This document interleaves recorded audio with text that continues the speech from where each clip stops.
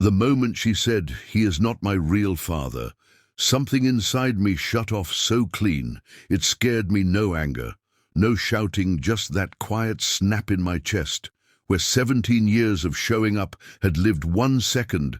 I was standing in my own kitchen, and the next, I knew I had already lost a place I thought I earned.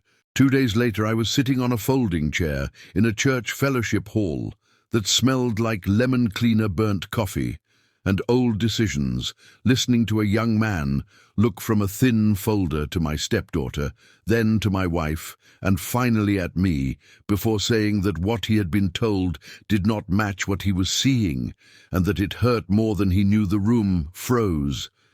Not polite silence, but the kind that comes when the truth walks in and nobody is ready to look at it. But it did not start there.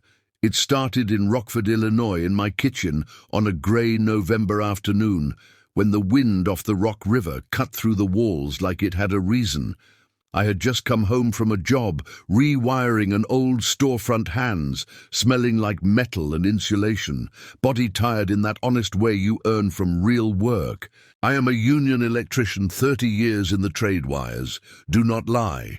You connect the wrong thing and something fails. That is the comfort of my work. Family does not follow rules. Family rewrites them when it is convenient and calls it love. Mara was in the kitchen rolling pie dough, the oven warm, cinnamon, filling the house, lipstick on, like she was practicing being pleasant.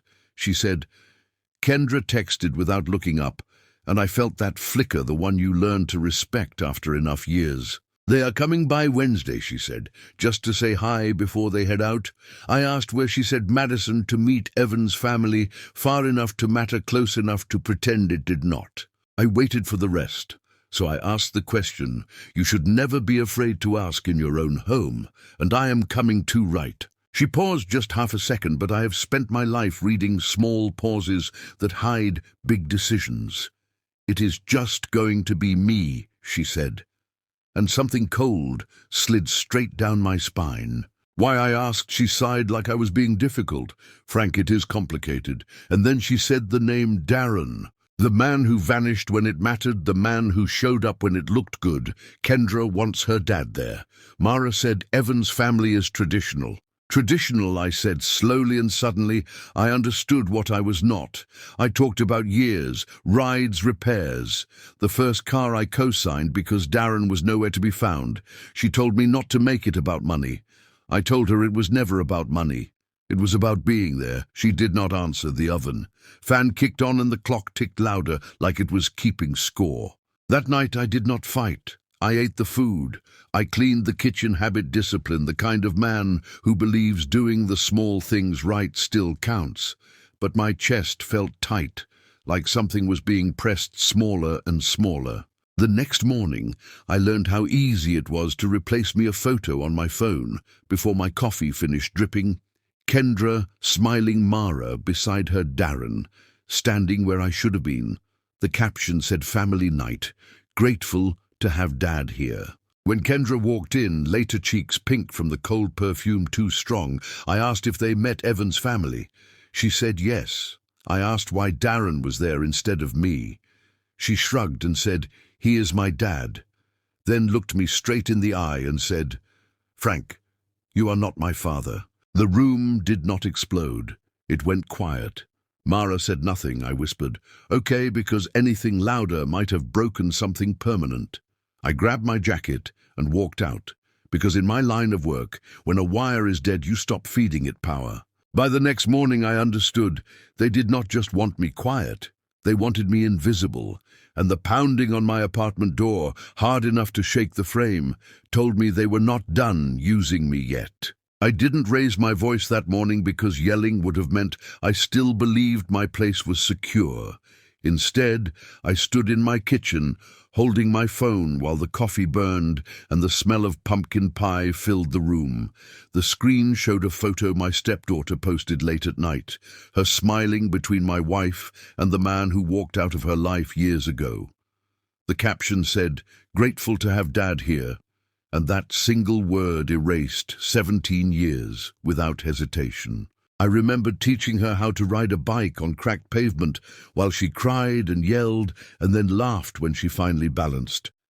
I remembered hospital nights and school mornings and fixing things nobody noticed until they broke.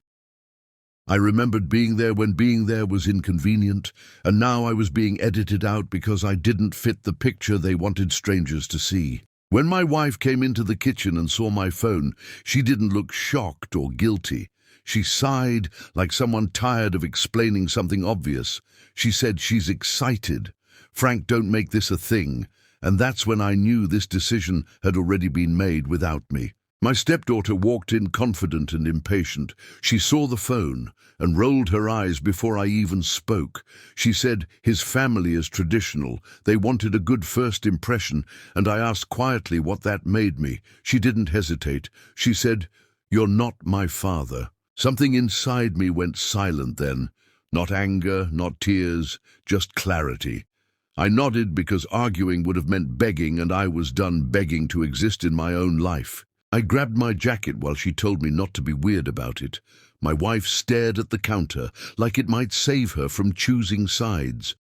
I left without slamming the door because respect was the only thing I still had control over. The next day, they came to my apartment angry and defensive. They said I was acting cold, that I was making things difficult, and then the truth slipped out. They told his family I was just a roommate, not really part of the family. That word hit harder than anything else, because I had never been temporary about anything. I worked steady jobs, paid steady bills, showed up even when no one thanked me.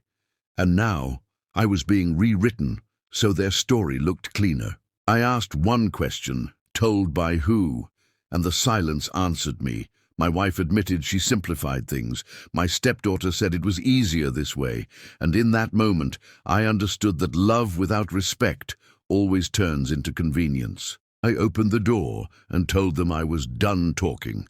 Not because I had nothing left to say, but because some conversations exist only to drain you. After they left, I locked the door and listened to the clock tick like it was keeping score. That night, an unknown number called me, Evan's mother.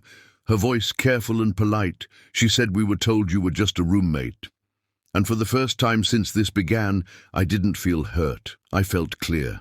Because when strangers see the lie before your own family admits it, you stop explaining yourself and start preparing to tell the truth. And that truth was about to walk into a room full of folding chairs and witnesses. I didn't sleep much after that call, not because I was angry, but because my mind kept replaying moments I had ignored for years. Little pauses, small dismissals, the way people get comfortable erasing you when you stop defending your place. The next morning, I sat alone at my kitchen table while the radiator knocked like it was clearing its throat. My apartment felt smaller in daylight, bare walls, one jacket on the hook, boots lined up the way I always kept them. Order was the only thing that hadn't left me. I pulled out the drawer where I kept paperwork, not looking for a fight, not planning revenge, just trying to understand when I stopped being real to them and became a detail they could edit out. The first thing I found was the car paperwork, my signature at the bottom, dated years back, the day she stood next to me in a used car lot, nervous and hopeful, asking if I could help because her real dad wasn't answering calls. I remembered signing without hesitation because fathers don't check conditions. Under that was a hospital bill, folded and yellowing at the edges, the night we sat in an emergency room under lights that made everyone look tired and sick.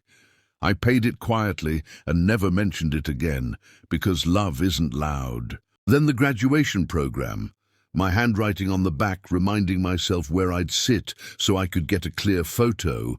I remembered clapping until my hands hurt, proud in a way that didn't need permission. I'd laid everything out slowly, not like evidence, more like memories, asking why they suddenly didn't count. That's when I realized something worse than being replaced.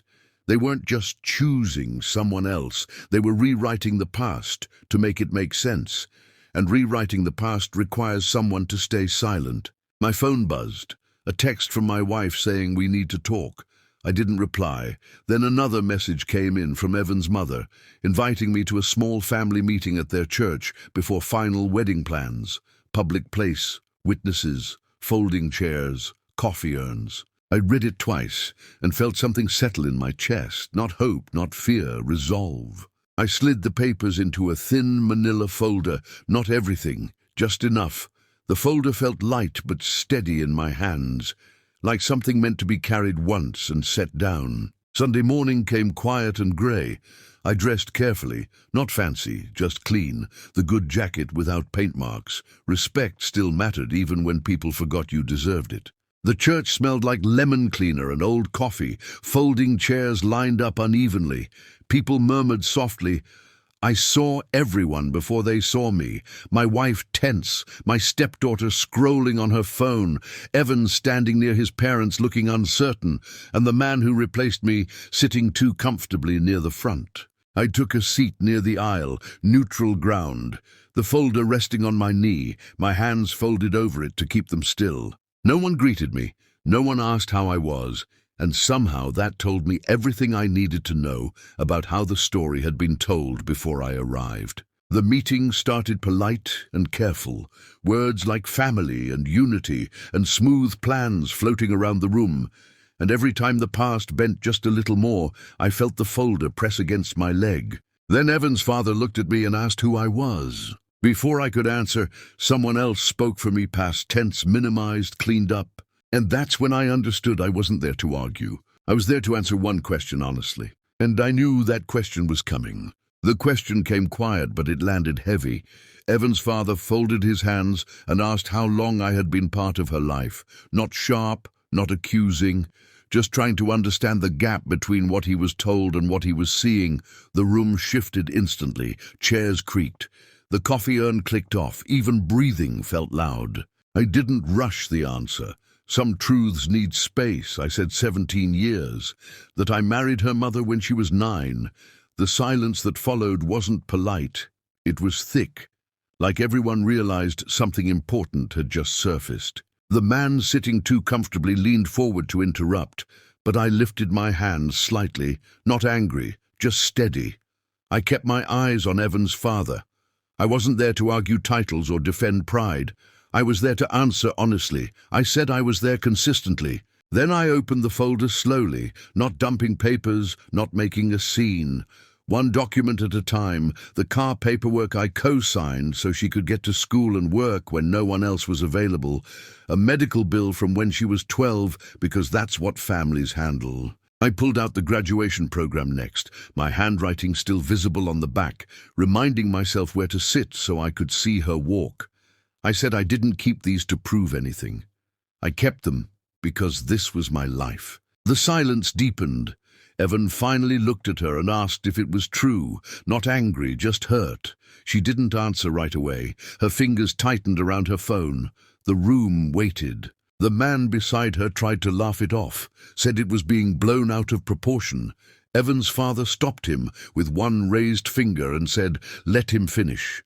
That single gesture changed everything. My wife finally spoke and said she just wanted things to be smooth. Evan's father replied that smooth isn't the same as honest. No one argued after that. Evan stood up slowly, ran a hand through his hair and said, "That's not what I was told, and it hurts more than you know." He walked out without shouting, without drama, just truth weighing him down. I closed the folder and rested it on my knee. I said quietly, "I didn't come to ruin anything. I came because I was asked a question." The clock ticked loud on the wall, and for the first time in years, the truth had nowhere left to hide. The fallout didn't explode, it crept in quietly, like cold moving through a house with bad insulation. By Monday morning, the phone started buzzing, careful voices, people saying they didn't want to take sides while clearly choosing one. My wife didn't come home that night. She called close to midnight and said she needed time. Her voice thin, stretched, like she already knew what she was losing. I asked time for what, and she said to think. She told me I embarrassed her daughter, embarrassed everyone. I reminded her I answered a question in a room I was invited into. She said I didn't have to bring papers.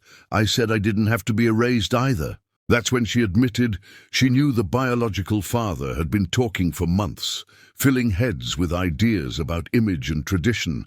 She said she didn't think it would go that far.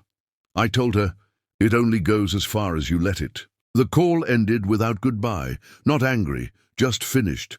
Something clean about it, like shutting off a breaker instead of letting wires spark. 2 days later, I sat across from a loan officer, fluorescent lights buzzing, snow turning the parking lot into grey slush outside.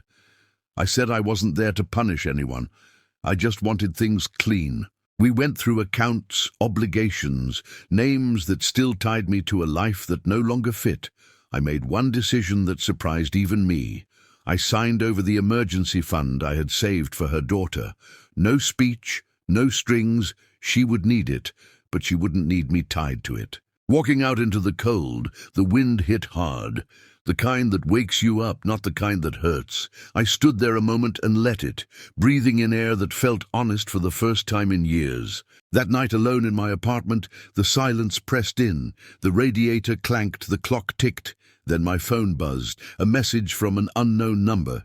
It was Evan. He said he was sorry to reach out, but I deserved to hear it directly.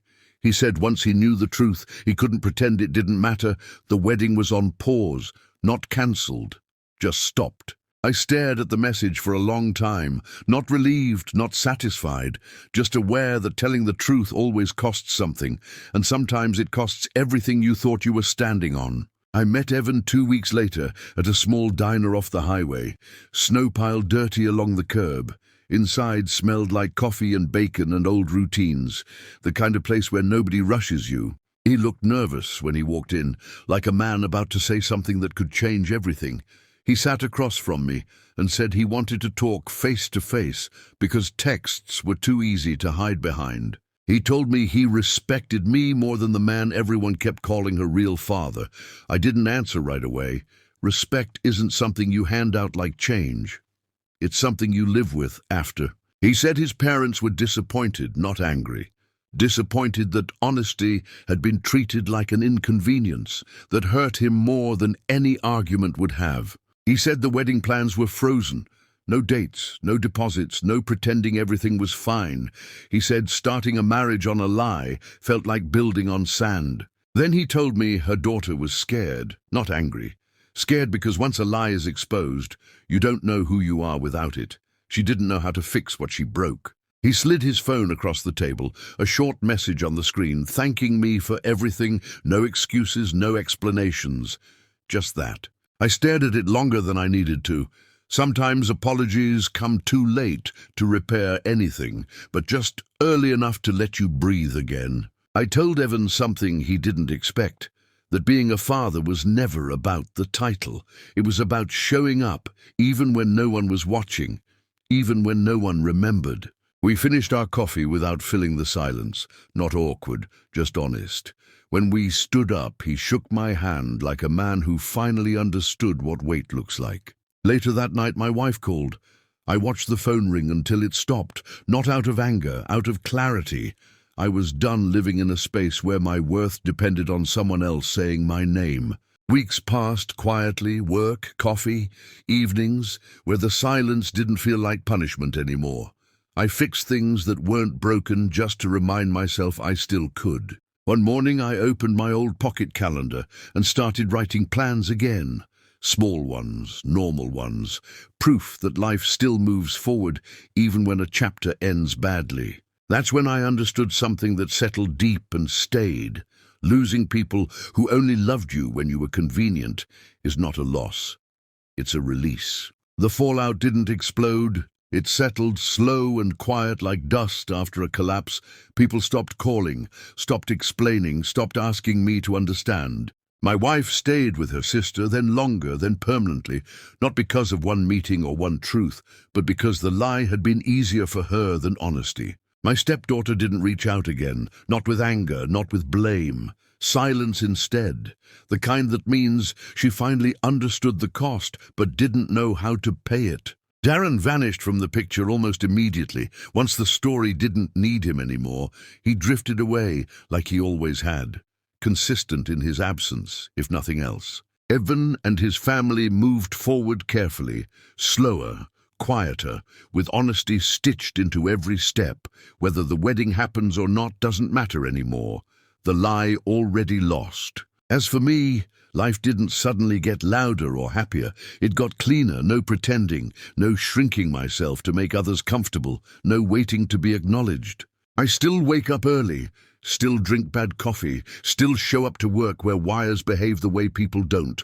Honest, predictable, fair. Sometimes I think about the kitchen years ago, the rides in the snow, the bills paid without thanks, and I don't regret any of it. Because being a father was never about being chosen later. It was about choosing every day before anyone asked. And here's the truth that stayed with me. People who erase you from their story will still use the foundation you built, but they can never take the fact that you built it. I wasn't invited into the future they wanted, but I walked away with my dignity intact, and that's something no one gets to rewrite. Now I want to ask you something, not for sympathy, not for sides. If you raise someone, protect them. Stand in the background for years, and they erase you when it's convenient. Are you still their family, or were you only useful? Tell me in the comments, because I read everyone, and stories like this don't end when the room goes quiet. They end when the truth is finally said out loud.